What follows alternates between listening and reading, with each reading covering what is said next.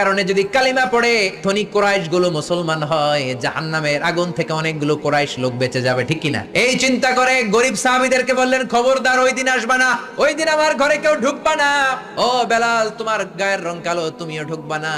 যাদের ভালো জামা নাই কেউ আসবা না। আজকে দিনটা ধনীদের দিন। কাদের দিন? ধনীদেরকে ওয়াজ করবো। ধনীদেরকে বিশ্বনবী ওয়াজ করতে লাগলেন। ইন দ্য মিন টাইম এক অন্ধ সাহাবা এই নোটিশ শুনে নাই, শর্ট নোটিশ, মাঝে মাঝে জরুরি বিজ্ঞপ্তি আছে না নাই?